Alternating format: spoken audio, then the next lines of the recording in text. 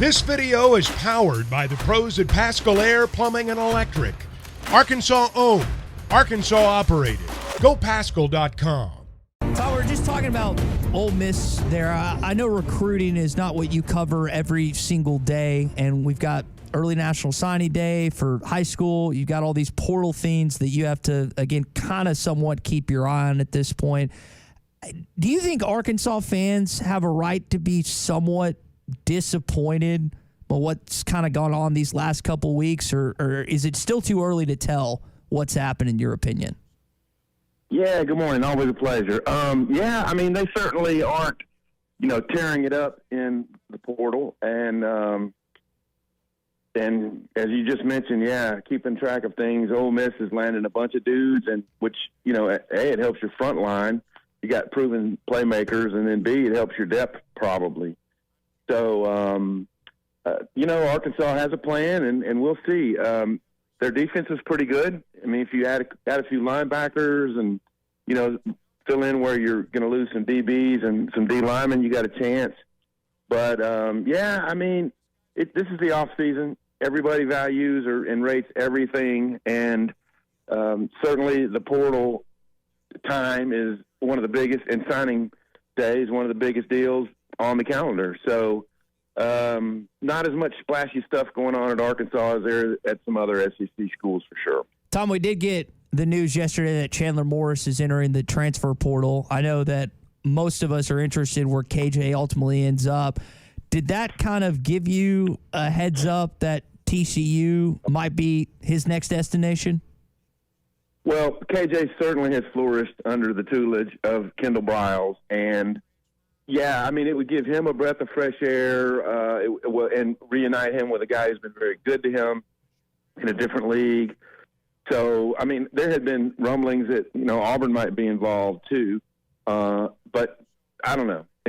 I would think that it's a more logical spot for him to wind up with Kendall just because the two of them have done so well together. His numbers, Arkansas fans were frustrated with, some play calls, some of the fourth and shorts that they did not convert under Kendall Briles. And I remember there was a particular series against A&M a couple years ago where they were moving the ball, that really frustrating game.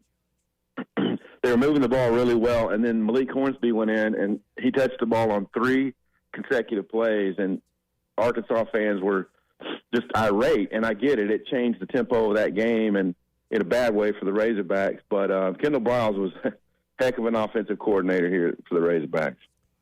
What's your read or gauge on the momentum? We were talking about this earlier that, we'd love to come on and tell you, hey, you've stolen away a player or two from someone else's commitment list. You landed this one in the portal. Tom, there just doesn't seem to be a lot of juice or a lot of momentum right now when you really expected there to be a little bit more coming off the Bobby Petrino hire. Don't disagree. This signing class has got to be, they've got to hit on these guys and find a way to get them into the mix. Their last 2 portal classes have gone well. So, yeah, you're right. It's other schools seemingly are landing bigger names out of the portal, but we're just going to have to see how it plays out on the field. There's a lot of, there's always this relative momentum. What are you doing today?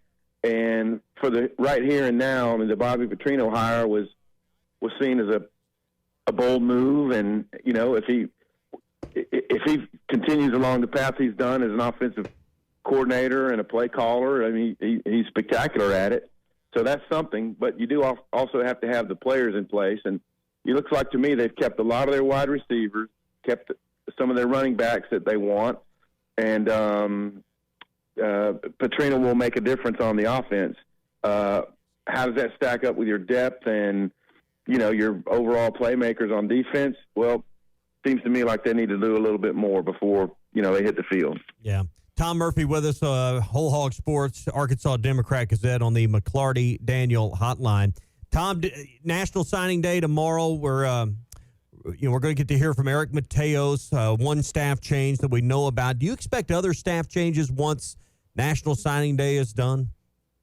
Well, I wouldn't say it's inevitable, but there's certainly a chance. And here's the thing I keep saying to you guys is, those defensive dudes made, they made a huge improvement. So it wouldn't be shocking if people came after them. So we'll just see how it plays out. Kenny Guyton has obviously stayed on staff. Is he entertaining offers to maybe be an offensive coordinator somewhere else? It's always a possibility. And I haven't heard anything specific, but you got a lot of teams getting ready for bowls right now, and coaches might not be as much attuned to what their staff changes are going to look like when it's all said and done. December is the craziest month of the year in college football right now, no doubt. Tom, I want to change conversation to basketball. We got the news this weekend that Keon Minifield has been reinstated, got a waiver from the NCAA. How much do you think that's going to impact the rotation and may either galvanize or hurt the basketball team and how they're going about things more? Well, I think the proper answer is it remains to be seen. You heard Eric Musselman after the Oklahoma game talk about how they're really going to examine what the rotations look like, who all's getting minutes. And so we thought there might be a paring down, but actually I think 13 guys played the other night against Lipscomb. And then after that, Eric Musselman says, well, now I'm getting questions about how are we going to start limiting minutes. So you saw that L. Ellis's minutes were down against Lipscomb. Does that mean Minifield and Pinion started the game, but then he didn't get much after that. So I think he likes a shorter rotation, but there's enough guys with talent on this roster that on a given night, Minifield had some great games at Washington. So, we'll just have to see. It's who is doing the things that they require the most. And it sounds to me like stopping guys' penetration if you're a guard and getting rebounds if you're a big guy. So the example being Jalen Graham scores great the other night, but not rebounding like they want. Mm-hmm. And then Mekhi Mitchell, at the end of the game, he's hitting the big shots they need against that zone. It goes 6 for 6 and shows some toughness. So this could be a game-to-game thing, and I don't know what the ultimate roster composition or the playing rotation will look like, but 8 to 9 guys might be, his sweet spot when we get into conference play. Tom, does this team feel different than his previous 3 teams who had bad stretches but found a way to get to the tournament? Do you feel differently about how this season has played out to this point?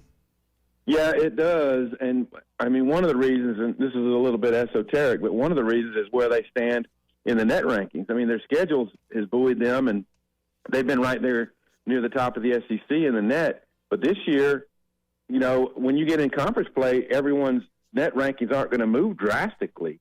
And right now, Arkansas is not in great shape. So they're going to have a good conference record, clearly, to make the tournament. And I do feel a little bit different. And we've always said on this show that Eric Musselman's got enough background and data that they're going to show improvements when they get in conference play, and they're going to find a way. But as he stated the other day, that's no indication that future results might vary.